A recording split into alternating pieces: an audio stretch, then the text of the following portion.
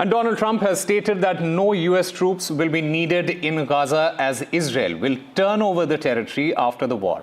This comes as part of Trump's plan to take over Gaza, which has been met with support from the Israeli Prime Minister Benjamin Netanyahu. Now, Trump's plan involves forcing the 2 million residents of Gaza into neighboring countries and developing the area into what he called a Riviera of the Middle East. However, this entire proposal, it has also been criticized by many, including the Secretary General of the United Nations, who labeled it as ethnic cleansing. Now, despite the backlash, Donald Trump has doubled down on his plan, with the top US officials attempting to soften his stance. The situation remains contentious, with concerns over the potential consequences of Trump's proposed actions.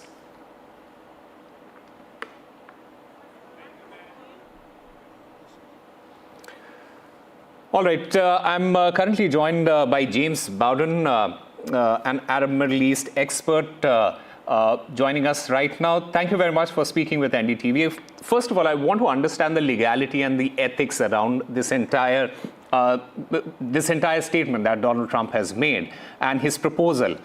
Is Trump's plan to forcibly relocate 2 million Gaza residents to the neighboring countries a viable solution?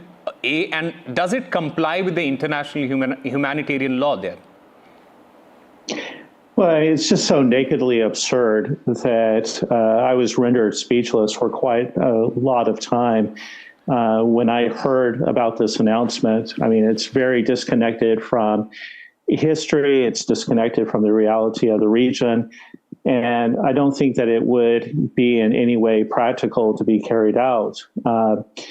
Yes, there are a lot of internal complications, and it would amount to removing people from their native land. But even further, I think one of the greatest concerns and one of the greatest problems is really getting anybody to accept them. One of the greatest secrets that the Middle East doesn't want to talk about is that no one wants to have a Palestinian population in their countries.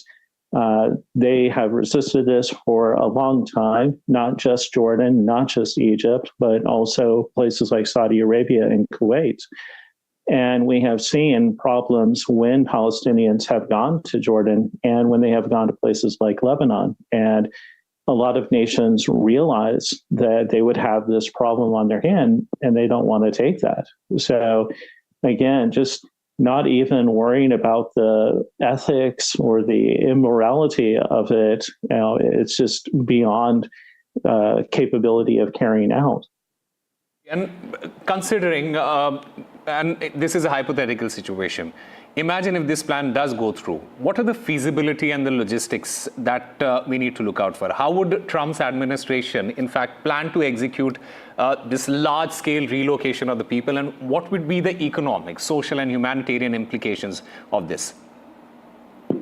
Again, I'm not really sure, because you would have to gather in a large number of nations who would be willing to transport these people into their countries. Where they would depart from is not clear. They would not be allowed to be brought in through Israel, and likely Egypt and Jordan would not let them exit through their countries.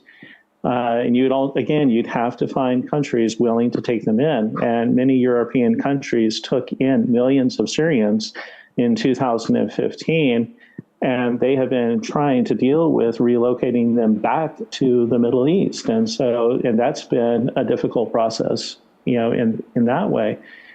So the economics of it, the expenditure, trying to get all of the airplanes, get all of the people there, it would just be a nightmare. You'd be spending almost...